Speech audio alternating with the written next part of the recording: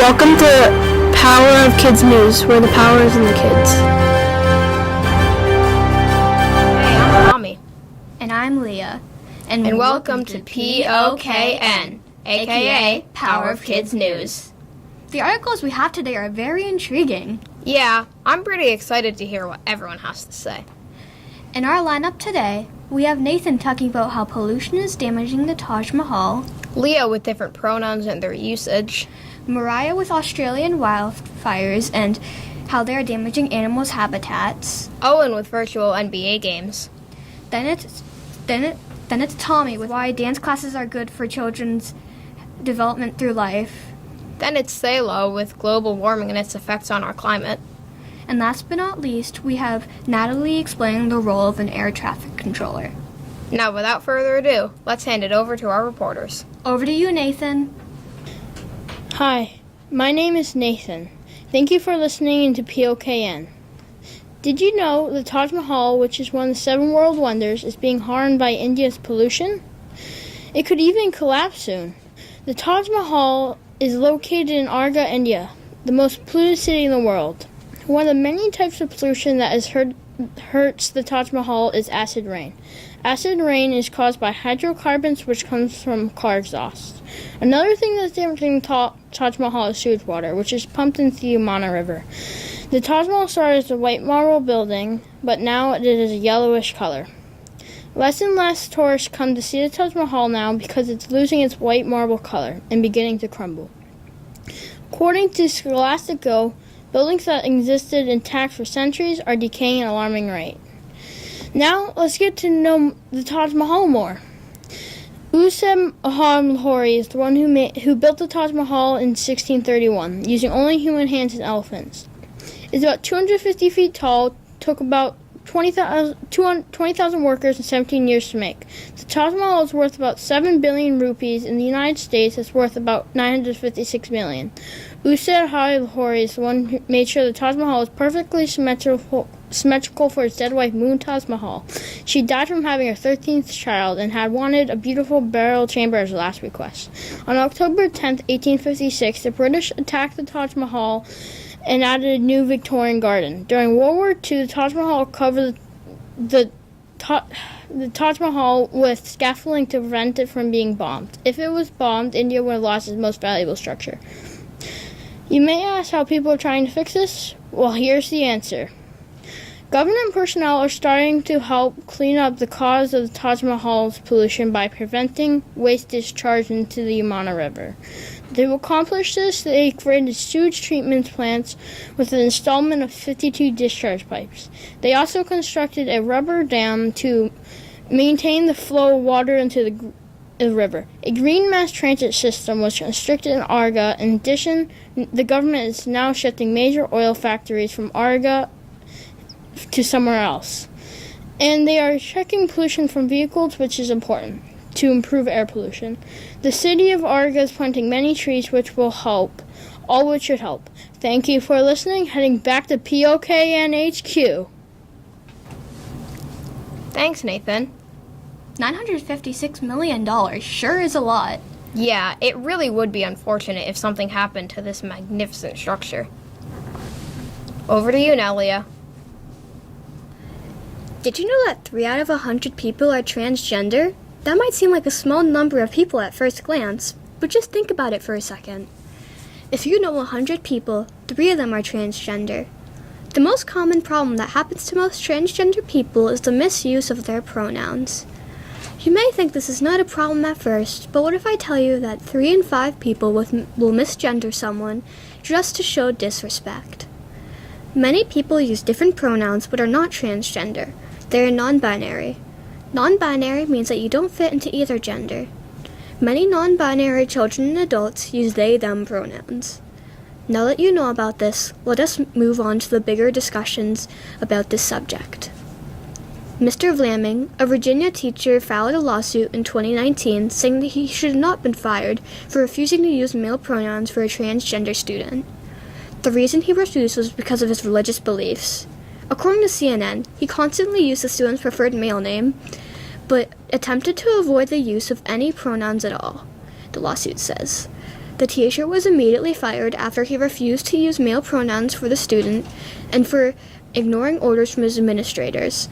The lawsuit argues that his religious practice prohibits him from telling lies, and he believes that referring to a female as a male by using a different pronoun is telling a lie. During an interview with the transgender child's parents, the mother said, "I feel very disrespected. My child is a boy, and Mr. Vlaming must respect that." The firing of the teacher led to a student walkout in favor of Mr. Vlaming. According to CNN, students held signs saying, "Women are women and men are men," and "Facts don't care about your feelings." Mr. Vlaming is seeking $1 million in total for emotional distress, loss of reputation, and loss in wages and benefits. As Tyson Langhofer says, this isn't just about a pronoun, it's about what that pronoun means. Making sure you use the correct pronouns is very important. Studies show that using the wrong pronouns can affect someone's mental health. So don't be like Mr. Vlaming and use correct pronouns. Yeah, Leah, Mr. Vlaming should be accepting people for what they prefer to be referred to as, rather than what he likes. Alright, now let's hand it over to Mariah. From June 2019 to 2020, 3 billion animals in Australia were harmed or even killed from Australian wildfires. Although most of the fires were extinguished by May 2020, Australian animals were still in danger. Most people think climate change and global warming were the reasons for the 2019 to 2020 bushfires. Others think it's because of drought or dry air. Although according to Greet-Jan Oldenburg, a climate researcher, we think it is much larger than that. But we can't prove that until we find out why there is a disparity between the observations and the climate models. Oldenburg says that the rise in Earth's temperature is mostly underestimated. According to www.worldlife.org, 143 million mammals were harmed due to Australian bushfires, as well as 2.46 billion reptiles, 180 billion birds, and 51 million frogs. Natural Geographic stated that at least 5,000 koalas and 24% of their habitat on public lands were destroyed due to the wildfires. In line with this, www.ecowatch.com says at least 12 koalas were saved by the Kanangra Boyd National Park. Only 43,000 koalas are alive right now in 2021. By March 30th, 2020, Australian bushfires killed 34 people and injured over 4,000, plus 1,500 people were sent to emergency rooms due to asthma attacks from the smoke in the air. While the fires continued in Australia, issues with the coronavirus snowballed the disaster because firefighters thought it was hard to evacuate people when everyone was told to stay quarantined in their homes. Another effect of the 2019 to 2020 bushfires is that 45 million acres burned to ashes that caused starvation for animals and people as well. Crops in the field and the woods have been burned, so now there's not much food left for animals and people. In conclusion, by the end of the bushfires, 445 people were killed again from the Australian disaster. According to www.vox.com, 2,500 homes were wiped out by January 22, 2020. 3 billion animals were harmed or even killed. Currently, most animals in Australia are still in danger. Wow, Mariah, there really are a lot of animals being harmed by Australian wildfires. I didn't know that only 43,000 koalas are still alive. Poor koalas. Yeah, and 2.46 billion reptiles dying in wildfires per year? That's a lot. Next up is Owen. Did you know, even though COVID-19 has been going on, the NBA has been able to have virtual fans? Yes, the National Basketball League, NBA, has had Microsoft Teams virtual meetings for the fans to join and watch the game put on 17-foot screens on the sidelines of NBA courts. These screens make it look as if the fans are in the stands. Let's start out by talking about how these people can get into these seats. One way, according to NBA.com, is that fans can register on ultracourtside.com. These people will then get picked by one of 22 teams. Most who get picked this way are loyal fans, team followers, or family members.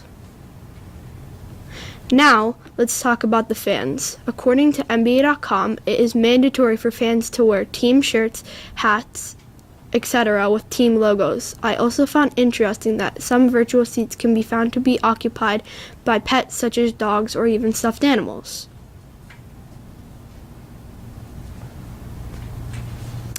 Next, fans are not just shown on arena screens, they are also shown on TV networks such as TNT. The fans are shown cheering during halftime, pregame, and before commercials during timeouts. Now, about the screens. As I said before, there are 17-foot screens on both sidelines of the court, as the bleachers would be, but not behind the baskets. They each show over 300 fans at a time through Microsoft Teams virtual meetings. Finally, why the fans are important. The players need the fans to keep them going and cheer them on. And the fans make the players play harder because the players want to play harder for them. Keeping up appearances is of great importance to the league, says Panasonic blog. Now you know how and why the NBA did this awesome thing during COVID-19. Fans are very essential to the games. Yeah, this could even be a thing that continues after COVID-19 is over. Now we have Tommy. Are you a parent who needs a way to get your kids out of the house? Or are you just a child who is looking for something to do in your spare time? Well, dance classes could be a great choice. But before I explain to you why, here is a brief dance history that might help one of your deciding factors. Ballet was created by men during the Italian Renaissance courts in the early 15th century. Jazz originated as an African dance style in the 17th century. Hip-hop started as an inspiration from African dancing in the 1960s and 70s. Well, now that you have a bit of a background, let's get started. First, there are many styles of dance you could choose from, which all offer something just a little different from the others. There's ballet, which is kind of like a foundation, jazz, which is a combination of classical ballet and modern moves, and tap has audible, rhythmatic steps due to the metal screwed onto the heel and toe of the shoes you must wear for this class. Also, hip-hop is an upbeat mix of jazz and ballet. Modern has sharp movements that are more based off of the dancer's feelings than the limitations of other styles. Of course, there are other styles, such as acro and contemporary, but remember, you don't just have to do one. You can do as many as you so please, as long as you can hold up.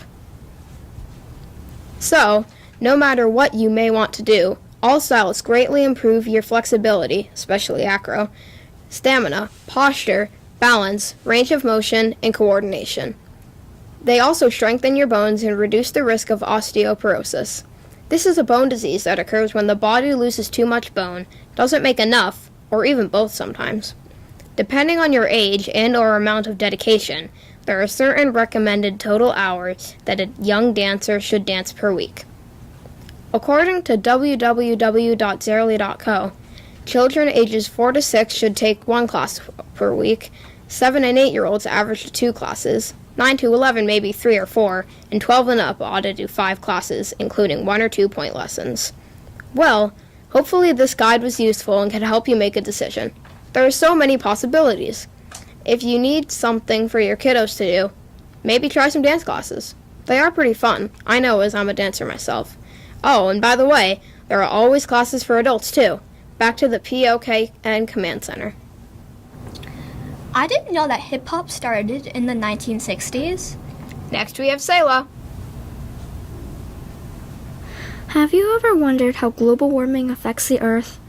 Ice is melting, animals are struggling, the global temperature is rising, and there are so many more factors which affect the Earth.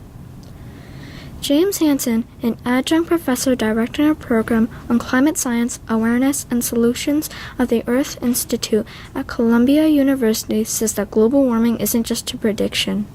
It's really happening. Global warming is a threatening mix of heat and humidity. It affects food chains and makes it harder to grow plants. If global warming gets even worse, some animals go extinct due to loss of habitat. Some of the worst consequences of global warming are much higher death rates and faster animal extinction. For instance, the golden toad and Adelie penguin have gone extinct because of the heat. The weather will constantly be intolerable and the sea level will rise. According to a website called ocean.com, the sea has risen 6 to 8 inches since 1900. Currently, there is about 59 degrees Fahrenheit. That is about 2 degrees warmer than 1900. If global warming isn't stopped, summers could go up to half a year. KCRA says that summers have already gotten longer, and by 2100, summers will last half a year. This may sound really nice to people who like the summer, but summers lasting half a year could harm animals and it would unbalance the ecosystem. Scientists have studied for 60 years and found out that summer went from 78 days to 95 days. According to Theodore Geisel, also known as Dr. Seuss, unless someone cares a whole awful lot like you, nothing's going to get better. Are you going to stand by while our Earth gets polluted, or are you going to help stop global warming? We can help stop global warming by unplugging unneeded things and getting solar panels. Solar panels create a flow of electricity using the sun. Another way to help is to stop idling. Idling is when you leave your car on for a long period of time when parked. This pollutes the air and makes it warmer. You can also help by reducing your water waste and by eating less meat. So if you want our Earth to stay healthy, do your part and help stop global warming. Wow, I didn't know that summer in 2100 will last half a year. Me neither. That's going to be a very interesting year. Last but not least, let's hand it over to Natalie. Hi, my name is Natalie Hughes. Do you know how planes take off and land safely? Air traffic controllers are the people who help the pilots have a safe flight. Being an air traffic controller is a very stressful job. They are responsible for making sure the planes avoid each other in the air. They are usually work full times, nights, weekends, and holidays. People who want to become an air traffic controller have to go to college. They go for 2 to 4 years and get a degree in air traffic management. New air traffic controller must be under 31. They also have to pass a yearly physical. Air traffic controllers need to know how to use a radar and other equipment to keep track of the planes. They also must be able to make quick decisions. Often, a plane full of passengers depend on their action. Air traffic controllers work in dim lighting and they watch small blips on a radar screen. Controllers need to be alert to everything that is happening in the air and on the ground. They usually direct more than one plane at a time. All air traffic controllers do not all do the same thing. Some work at airports, but others work in special air traffic controller centers in different parts of the country. Being an air traffic controller must be a very important job, ensuring that all aircraft vehicles are safe. Yeah, it must be. Well, those are all the articles we have today. Thanks for listening in on POKN. We've been your hosts, Leah and Tommy. So have a great day, and tune in next time on POKN.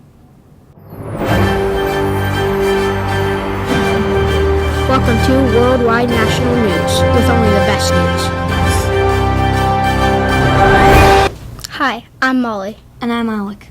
And welcome to Worldwide National News. We have some very interesting articles today. Yes, I agree. Now let's introduce our reporters. First, we'll have John with the history of the Masters Golf Tournament. Next, we'll have Paige about how Dr. Seuss's books are being discontinued. Then, we'll have Giada with plastic in the ocean and how it's bad. Following Giada, we'll have Sam with how skyscrapers will evolve in the future. Then, we'll have Molly with COVID-19's effect on students. Finally, we will have Alec with how too much homework can be bad for high school students. Now let's hand it over to our reporters. Over to you, John.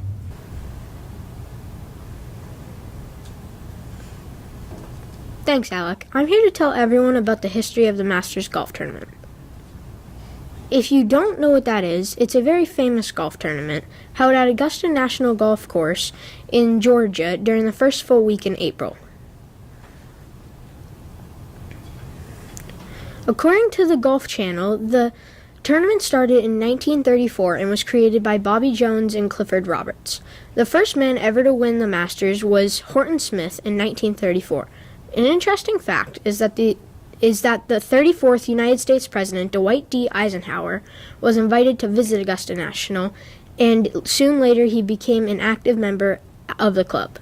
According to Active.com, the first Masters was called the Augusta National Invitation Tournament until 1939, when 60 professionals played. Roberts and Jones realized that if they were going to have this many pros playing, they wanted the tournament to be more focused on the pros. One of those pros was Robert Lee Elder, the first African American to ever play in the Masters tournament. He's 86 now and lives in Dallas, Texas. He was supposed to tee off first at this year's tournament, but was unable to do so because of COVID and his old age. Robert Lee Elder has won 16 golf tournaments in his days of playing.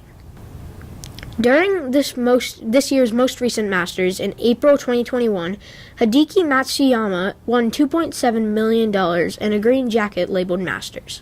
Hideki made history for the Masters by being the first Japanese winner. The most surprising thing is that Hideki was an amateur golfer, scored the worst qualifying trophy you can get, somehow still came in with 10 under par, and won the whole Masters tournament. Hideki is a 29-year-old professional golfer with a net worth around $13 million. Thank you for your time today, and I hope you learned a lot about golf. Thanks for listening. Back to you guys at the desk. Wow, that was an interesting article. I didn't know that much about golf. Yeah, I had no idea that this tournament was such a big deal. On to you, Paige.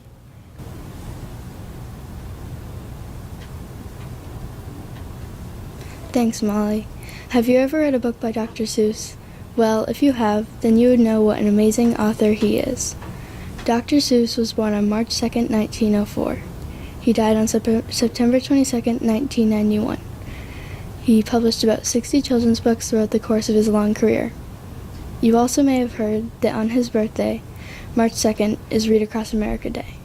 Some of the most popular books he wrote were Green Eggs and Ham, The Cat in the Hat, Of the Places You'll Go, The Lorax, and How the Grinch Stole Christmas. Dr. Seuss earned $33 million before taxes in 2020, up from just $9.5 million 5 years ago, the company Random House said, which makes him the second highest paid celebrity that is no longer alive. He's just behind Michael Jackson, according to Atlanta Journal-Constitution. But unfortunately, 6 of his children's books are being discontinued. These books are The Cat's Quizzer, Scrambled Egg Super, If I Ran the Zoo, and To Think I Saw It on Mulberry Street, McElligot's Pool, and On Beyond Zebra. Many people feel that these books have racist words and illustrations. For example, in The Cat's Quizzer, there is an illustration of a yellow figure in a hat with a caption that says, "How old do you have to be Japanese?" In If I Ran the Zoo, it has illustrations of African characters shirtless and wearing grass skirts. In And I Think I Saw It on Mulberry Street, there is a Chinese character with a caption that says, "A Chinese man who eats with sticks."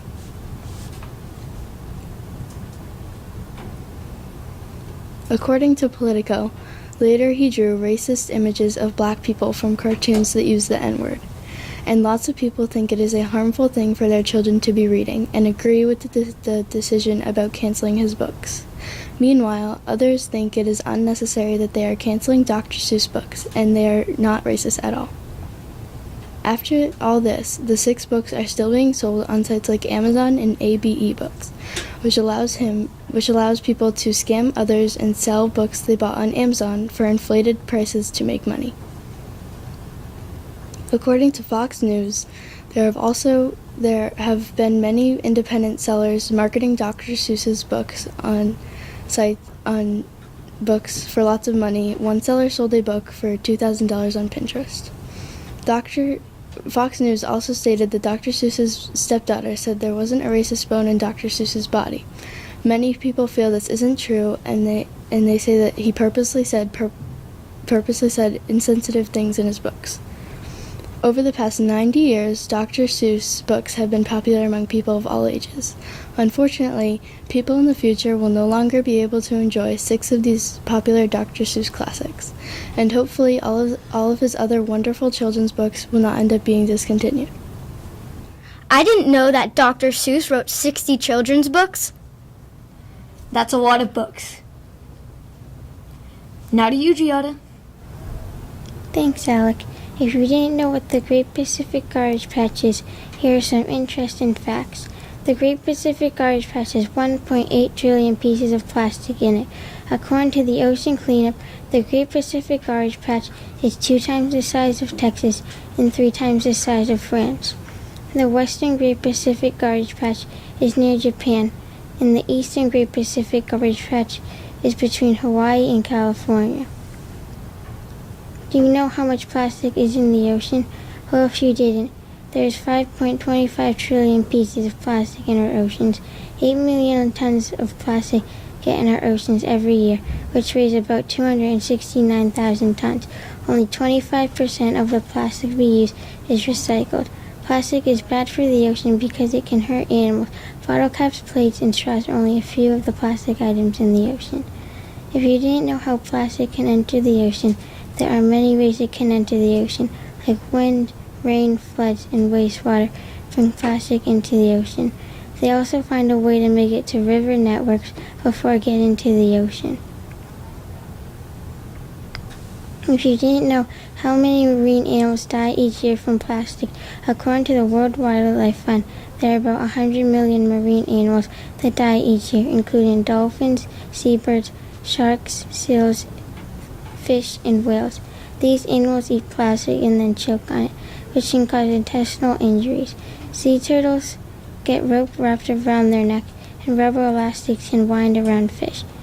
Birds can think that floating plastic in the ocean is food, and when they eat it, it can cause injury or death. There are many ways to solve this problem, and you can help solve it. You can reuse plastic for as long as you can, and always have a reusable water bottle. Don't buy plastic water bottles. Use metal utensils of your own and cook at home. Recycle all of the plastic you use and don't put any of it in the trash. Tell your friends and family about plastic in the ocean and how they can help. Buy reusable items such as straws, utensils, and containers. Purchase a bamboo toothbrush and natural toothpaste. Buy skincare products without microbeads and support companies that help clean plastic pollution. Well, that's all the time I have for today. Back to you guys. That is incredible. I had no idea that over 100 million marine animals die each year. Yeah, that's crazy. You're on, Sam. Have you ever come across a skyscraper and thought it was the tallest, most beautiful thing you have ever seen? Well, I bet you don't know what skyscrapers in the future have to offer for you. Most of them are truly epic, tall, and certainly interesting. Why will skyscrapers get so tall? Actually, it's to give out more jobs, give out more homes due to rising population, and sometimes to impress the general public. Plus, most extremely tall proposed skyscrapers are vertical cities or multi-use. For example, Tokyo, the most populated city, has visioned many tall skyscrapers, including the tallest, the Tokyo Tower of Babel, a 33,000-foot tall skyscraper. That's about 4,000 feet taller than Mount Everest. A commonly asked question is, how will elevators not take too long to get to the tops of the skyscrapers? Well, a German company, ThyssenKrupp, designed magnetic elevators that move up to 16 miles per hour. The interesting part is that they will have no rope and will be able to move horizontally. Another idea would be a vertical bullet train that would reach speeds up to 200 miles per hour. This was planned to go into the 6,500 tall Dubai City Tower. Most people think and even worry about the shapes and looks of future skyscrapers. Obviously, due to technology expanding, people have come up with very unique designs. From the Big Ben, an inverted U-shaped building planned to be in New York, to the Inara Tower, a fancy hotel in Dubai with a big fan-shaped roof, it won't be as bad as most people think. In fact, due to too much pressure on steel beams will cause your 5,000-foot-tall skyscrapers to be multi-structured. The Tokyo Tower of Babel and the Inara Tower share some things in common. They are both cancelled. In fact, most extreme skyscrapers of the future are also cancelled as well. Why? The cost could be too much, no investors are interested, financial problems, bankruptcy, or it was just scrapped. If the next tall skyscraper were to be built, expect it to be built in China, or Fork City, expect Dubai or Tokyo to hold it. Want to know how crazy people's thoughts get? The Sky Mile Tower, a proposed skyscraper on Tokyo Bay, will sit on hexagons and layers to shorten extreme waves as it gives easy access to ships. In fact, the Millennium Challenge Tower, a 6,000-foot-tall proposed skyscraper in Kuwait City, will use hexagons for its base as well. Now you can see what future skyscrapers are like. They won't be as bad as most people imagine. They can be any height, from the 1,800-foot-tall Hudson Spire to a little tower that can reach space, even an elevator too. There really is no limit to building. In my opinion, the appearance makes the skyscrapers extraordinary, and the future will have great appearances. Thank you for listening. I had no clue that they were planning on using hexagons as bases for buildings. Neither did I. Great job. On to you, Molly. Thanks, Alec. Now let's start. Do you like working from home? Well, I know I don't.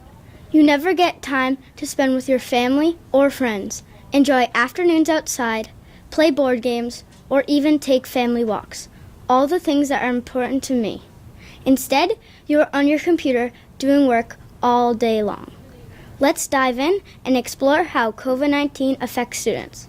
According to Aaron Einhorn, it has been over a year that COVID-19 has begun battering families and shutting down schools that taught and cared for the students. During this year, students' rate of learning has significantly decreased, down 10% from last year. Students are not learning the way they are used to, as well as not completing and turning in assignments on time, or even showing up to their remote class. A recent poll revealed that 59% of students dislike remote learning. Home is not the best environment for learning to take place. This crisis has just gotten even worse, as it now has begun impacting the mental health of our students.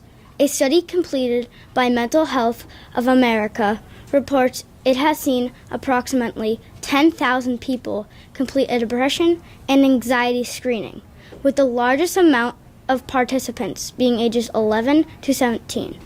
A 16-year-old named QR is a great example, as he has shown signs of depression and anxiety, being held up in his room doing school work, unable to play football or see his friends for close to over a year due to the pandemic. The good news is schools are beginning to reopen their doors. To keep the schools safe, teachers are having kids either wear masks or wear protective shields, sanitize, and stay a safe distance apart from each other. Janitors are also working hard by spraying down desks in every classroom and also cleaning frequently touched surfaces to try to keep kids in school. This takes a lot of time and effort, but school is where kids should be. Well, that's all the time I have for today. I hope you enjoyed the journey and learned something new on COVID-19's effect on students. Back to you, Alec. Very interesting. I feel really bad for those kids that have depression and anxiety. I hope that they end up okay. Yeah, I agree. Finally, over to you, Alec. Thanks, Molly. Now let's get started. Do you like homework? Most kids don't. It takes away their time to do things they want to do. But most people don't know how deep this topic goes. Today, I'm going to tell you about how too much homework can be bad for high school students. Let's start with the fact that some students spend up to 3.1 hours on homework each night. And according to Stanford News, too much homework can be counterproductive. In other words, it can stop students from learning. Listen to this. According to the Journal of Educational Psychology, students who did less than 90 minutes of homework scored better on a test than students who did more than 90 minutes of homework. Something else to note is that homework has risen by 51% since the 20th century. Now let's talk about the health problems and stress too much homework can cause. First, according to the Atlas of Science, too much homework can cause depression. Continuing with this topic, according to Stanford News, 56% of students said homework was the main cause of stress. If we were going into detail, 43% said tests and 1% said schoolwork.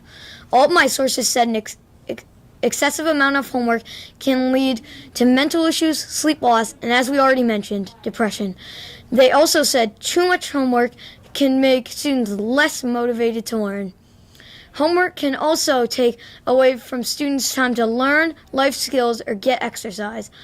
Some solutions to this problem could be block scheduling. For example, you could have a class for 2 hours on Mondays, Wednesdays, and Fridays. Then teachers will have more time to teach a subject, and then excess homework would not be needed. Or schools could have a time at the end of the day for students to study for tests. Now that you have heard my story on how an excessive amount of homework can negatively affect high school students, I'm sure you have come to the conclusion that some homework can help students, but too much can be bad for not only students' grades, but also their well-being. Back to you, Molly. Wow, I had no clue that some students spend 3.1 hours on homework each night. Great articles, everyone. Those were some very interesting articles. And thanks for joining us on Worldwide National News. Welcome to Your School Kid News, where the kids deliver your news. Hi, I'm Claire. And I'm Matt. This is NSKN, North School Kids News. First off is Leanne with Cancel Culture. Then we have Morgan doing the history of Mount Washington. Then there's Maddox with Patriot Football. After that, Robbie is going to talk about endangered birds. For all the Sonic lovers, we have Matt doing an article on Sonic the Hedgehog. Last but not least, Claire is talking about the Pyrenean ibex. Now let's listen to Leanne. Has your favorite celebrity been canceled, but you don't know why? Do you need to know more about cancel culture? Well, I can give you information that could possibly help you know much more.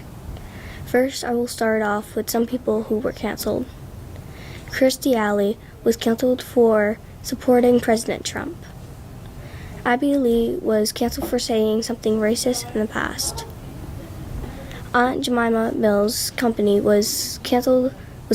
USA Today says the company said that the iconic Aunt Jemima figure on this packaging is based off a racial stereotype. Jimmy Fallon was canceled for impersonating Chris Rock while wearing a blackface. Vanessa Hudgens was canceled for saying, even if everybody gets it, like, yeah, people are going to die, which is terrible, but inevitable. Dr. Potato Head was canceled for having Mr. in the toy's name. Demi Lovato was canceled for fans thinking that she made a fake account to make fun of Selena Gomez. Dr. Seuss was also canceled. 6 books that Dr. Seuss wrote will no longer be published. Some people say that it is good news, while some people say it's bad news.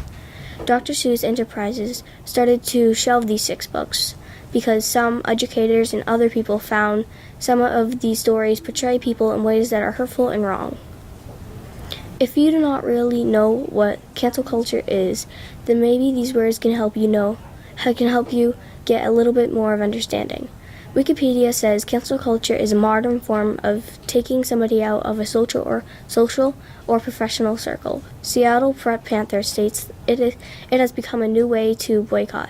Alice Krumholz from the Webster Dictionary says cancel culture is supported as a tool to stop offensive and harmful behavior, while others find it problematic and toxic. A question some people want to know is, should we cancel culture? Nielsen Report says no, we should not cancel the cancel culture. This movement has done a lot of good things and has the potential to continue doing so. But Angela Rojo from the Daily Aztec says, stop canceling people, help them learn. In conclusion, I would like to talk to you about how to not get canceled. First of all, try not to talk about political issues around people you don't know well. Second of all, watch how you use your humor. And last of all, don't rely on influencers to save you. I can't believe all those people are getting canceled. Can you, Matt? Yeah, it's sad people are being canceled so often, too. Well, it's your turn, Morgan. Thanks, Claire. Standing at 6,288 feet tall, Mount Washington could be the perfect New Hampshire vacation for you. Mount Washington, also known as Agiochochuk, or home of the Great Spirit to Native Americans, is named after our first president, George Washington. This New Hampshire mountain is part of the White Mountains, and according to visitwhitemountains.com, it is the highest mountain in northeastern America. Also, it is the most climbed high peak in New England. That's pretty impressive, but there's still plenty more interesting and impressive facts to go. The first European to see Mount Washington was Italian explorer Giovanni da Verrazzano in 1524 from the waters off New Hampshire's seacoast. In 1642, 32-year-old European settler Darby Field was the first person to have a recorded climb on Mount Washington. Darby was a Native American translator and was accompanied by 2 Abenaki guides on his climb. 177 years later, in 1819, Abel and Ethan Allen Crawford built the Crawford Path, which is now the oldest maintained foot trail in the United States. Then, in 1840, they improved the trail, making it a bridle path for horses. But 30 years later, it became a footpath once again. Mount Washington has plenty of buildings, but the first 2 ones were the Summit House and the Tip Top House.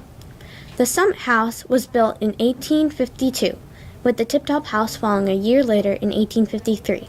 In 1908, the Summit House, along with many others, was burnt by an undetermined cause. It was then rebuilt with granite, and the modern building now has a visitor center, a cafeteria, a museum, and the famous Mount Washington Observatory. Back in 1861, on August 8th, the Mount Washington Auto Road opened. The road was a carriage road and was considered the nation's first man-made tourist attractions. A little less than 8 years later, the Cog Railroad also opened. Sylvester Marsh was an engineer and built the railroad at the age of 66. The Cog Railroad is known as the Railway to the Moon. Some scientists want to gather information to improve forecasting knowledge on Mount Washington's winter weather.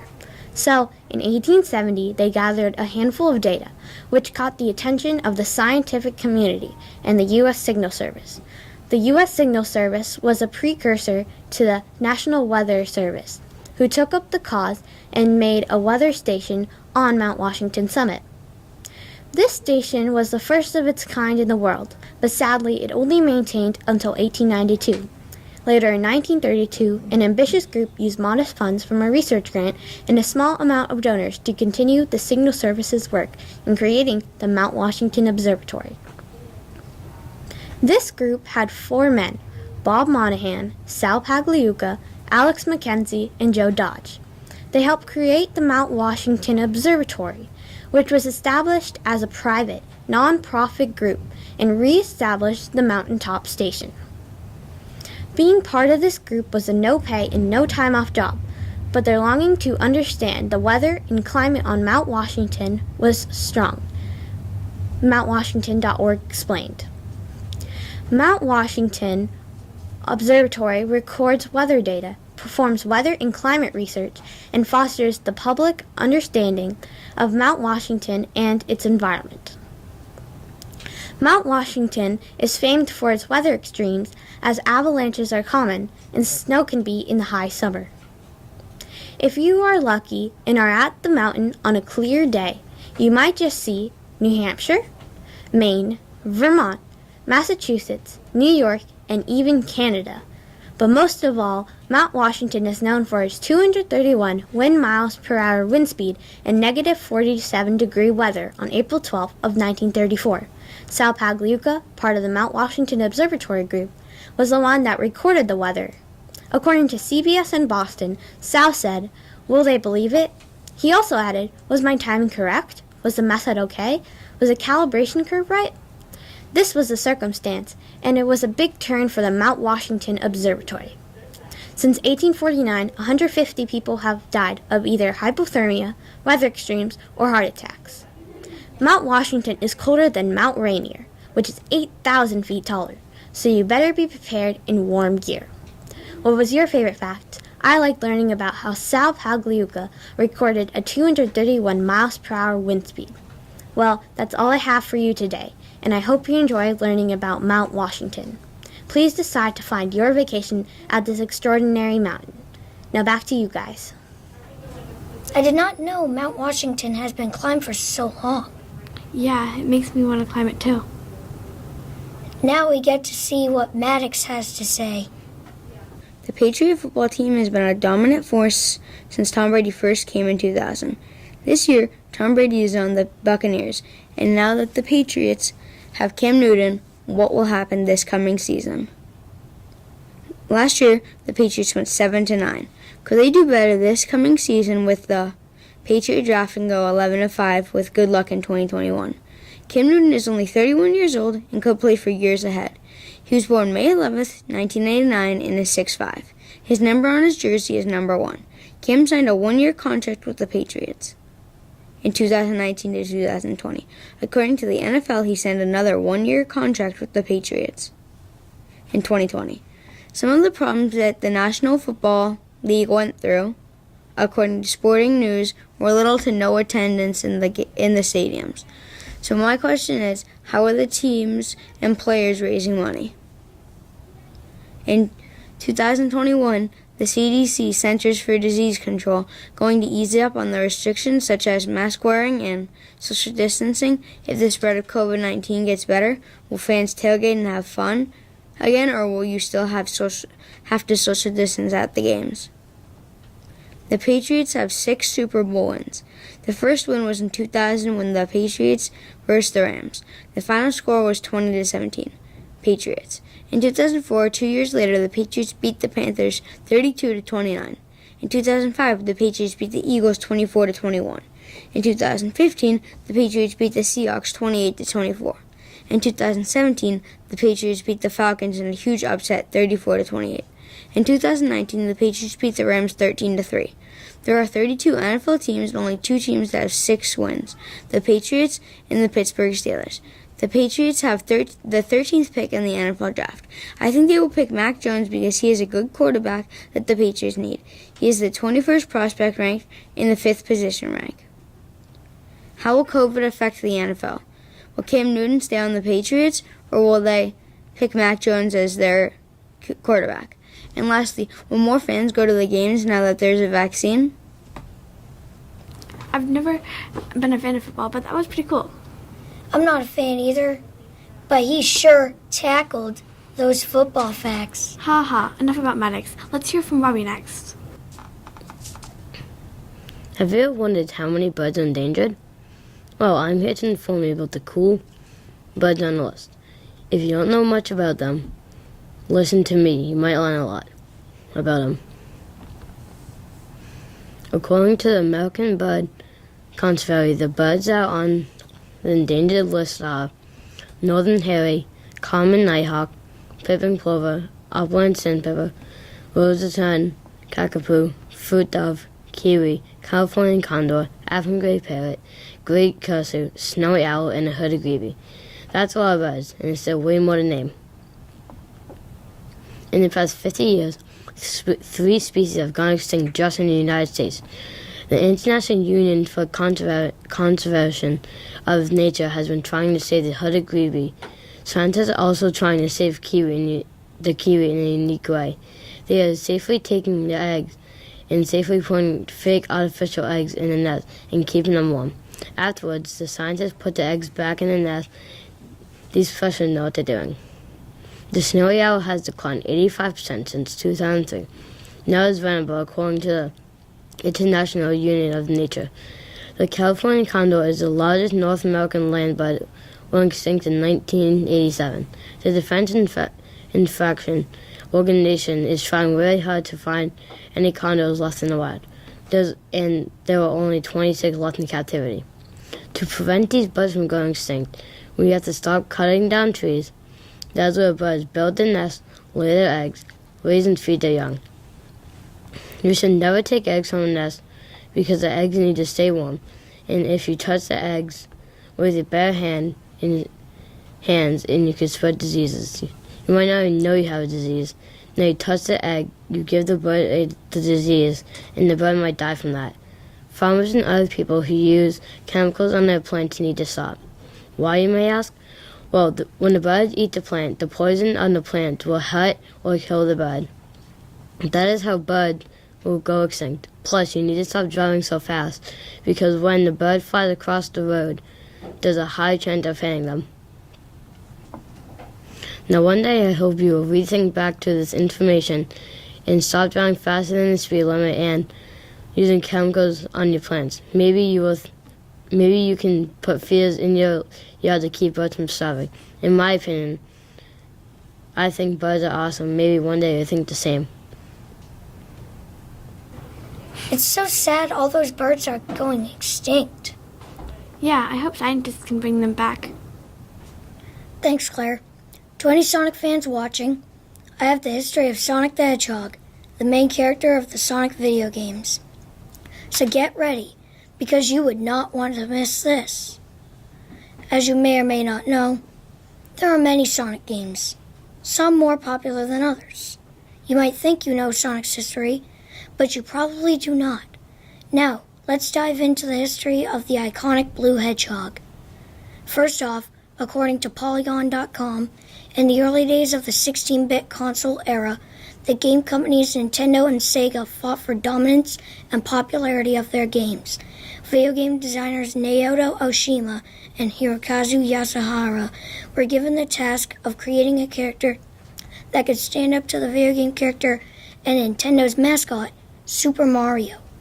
Oshima, who worked on Sonic's visual design, now works at RZS Corporation. As for Yasuhara, who worked on the game design and maps, he is now at Unity Technologies Japan. In 1990, Sega wanted to create a character that could compete with Mario and the Nintendo Entertainment System. Sega's other characters, like Alex Kidd and Flicky, could not compete with Mario in the 8-bit console market. Along with the Hedgehog, Sega tested an armadillo, porcupine, dog, and an old guy with a mustache, who eventually became Dr. Eggman. They narrowed it down to a hedgehog, dog, and an old guy with a mustache, and Oshima drew them in public to see what people preferred, and obviously the hedgehog won, then an old guy with a mustache, and lastly, the dog. Oshima said, "We wanted a character kids could draw." Today's version of Sonic is much more complex than the original design. Sega made Sonic Blue to match the logo. The original Sonic the Hedgehog game was based on nature versus environmental development. Well, there you have it. Now you know the history of Sonic the Hedgehog. What is your favorite Sonic game? My favorites are Sonic Generations and Sonic Unleashed. Peace out, everyone. That was really interesting. It's hard to believe that Sonic has been around for 30 years. Well, I love Sonic. It's really cool that it has only been around for 30 years and the graphics are so much better than before. But enough about Sonic. Last but not least, we have Claire. There are so many animals people never get to see. In 2020, 15 species went extinct. Most of those were probably microorganisms, but still, 15 species can add up very fast. Scientists around the world are trying to bring these animals back. My favorite example of this is with the Pine ibex. According to ThoughtCo, they went extinct in 2000, but a female ibex was brought back 3 years later with skin cells frozen in liquid nitrogen. The sad thing is she died less than 10 minutes after birth from lung defects. This was the first and only animal to be brought back from extinction. She didn't last long, but it was still a huge step. I guess you would like to know a little more about this animal itself. The Pine ibex, or bacarda, was quite a bit larger than the average mountain goat, with longer horns. They have black spots on their legs and forehead over grayish-brown fur. To escape from predators, the Pine ibex will jump up cliffs other animals could not climb. This made them a target for illegal hunters. Jennifer Bove wrote that the Pine ibex often ate foods such as herbs, forbs, and grasses. In winter, they lived in valleys or lower foothills, but in warm summers, they spent their days on high mountain slopes. Females and their young congregate in groups of 10 to 20, and males live in groups of 6 to 8, except during rutting season. Rut season begins in early November when males battle fiercely for females and territory. Male ibexes are very isolated at this time. During rut season, females have kids. Kid is the word for young goat. Spanish ibexes can walk within a day of birth. Kids live with their mothers for 8 to 12 months, but only mature after 2 to 3 years of age. In the 14th century, in Spain and surrounding countries, Panamanian ibexes were everywhere. Their population only started decreasing in the 17th century when they were hunted for their majestic horns. When it was announced that they were endangered, the value of the Bacarda's horns only increased. By the early 1900s, there was only a small population in Spain's Orja Valley. The endling, or the last known ibex, named Celia, died from a tree falling on her back in January 6, 2000. After hearing so much about the Panamanian ibex, would you like to meet one in person? I know I would. It's so amazing that scientists are able to bring back extinct species. I'd like to see one in person. Yeah, I hope next time they don't die soon after birth. Wow, all those stories were so interesting. Thanks for tuning in to NSKN.